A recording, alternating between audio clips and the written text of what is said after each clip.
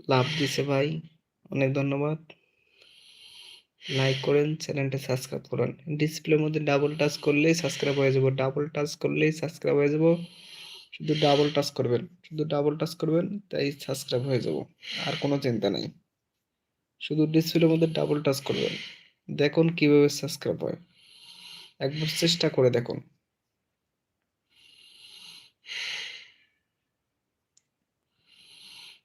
ডিসপ্লের মধ্যে double touch করুন, ডাবল টাচ করলেই সাবস্ক্রাইব হয়ে যাবে। একবার বিশ্বাস না হলে একবার চেষ্টা করে দেখুন।